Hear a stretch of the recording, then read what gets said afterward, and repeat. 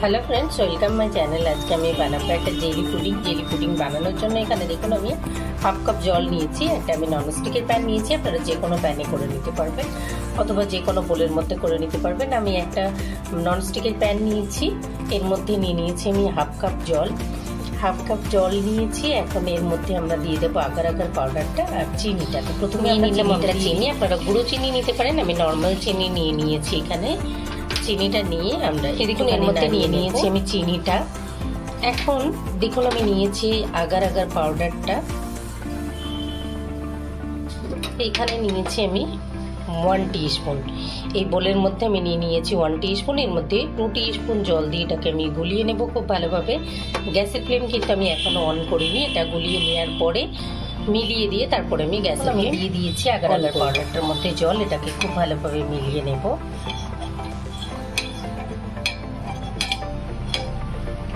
নিয়ে এখন আমি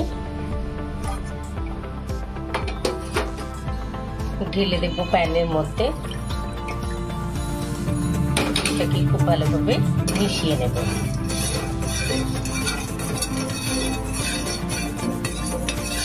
এটাকে কিন্তু গ্যাস অন করার আগেই খুব ভালোভাবে মিলিয়ে নিতে হবে।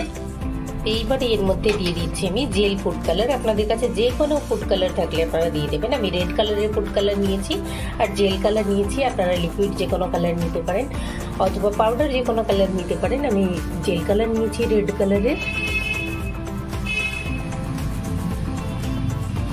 আর আপনারা জানেন জেল কালারটা খুব কম লাগে, যার জন্য আমি একদম 2 ড্রপ নিয়েছি।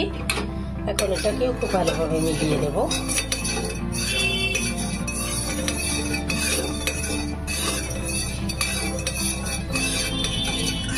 সমস্ত কিছু খুব ভালোভাবে মিলে গেলে তারপরে আমি গ্যাসের ফ্লেমটা অন করে দেব।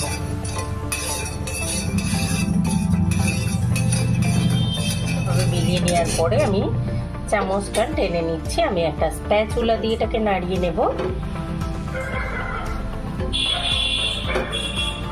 আর এটা একদম 5 থেকে 6 মিনিটের মাথায় রেডি হয়ে যাবে। এখন মিডিয়াম লো ফ্লেমে এটাকে আমি কন্টিনিউ নাড়াতে থাকবো যেন না দলা পাকে। দেখুন নাড়াতে এটা কিন্তু একটুখানি ঘন হয়ে আসছে।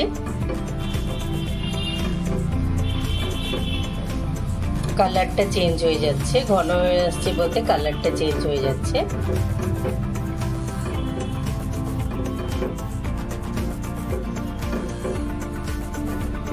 এটাকে আমি আরো 1 মিনিট মতো ফুটিয়ে নেব। এটাকে 3 মিনিট মতো ফুটিয়ে নিয়েছি আমি।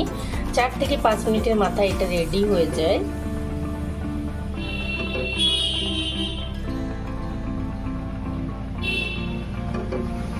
যখন ঠিক এইরকম ভাবে বাবল আসতে শুরু করবে তখন আমরা এটাকে অফ করে দিয়ে নামিয়ে নেব। একটা ছড়ানো প্লেটের উপর ঢেলে নেব।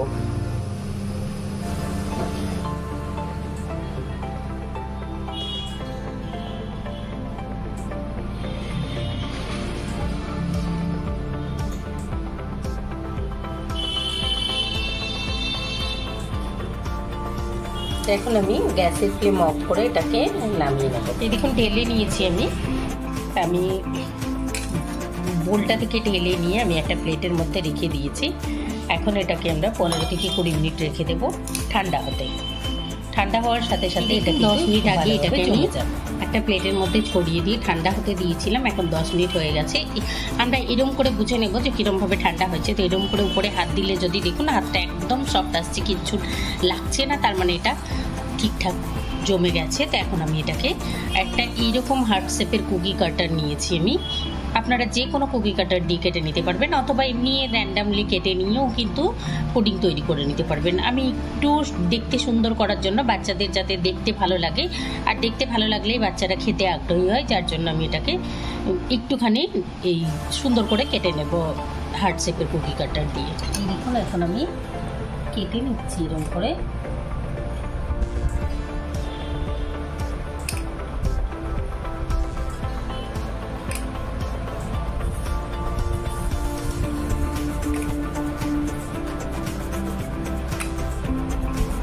দেখুন এরকম করে দেখেছেন তো কত সুন্দর হয়েছে। আমি এরকম করে তুলে নেব সবকটা।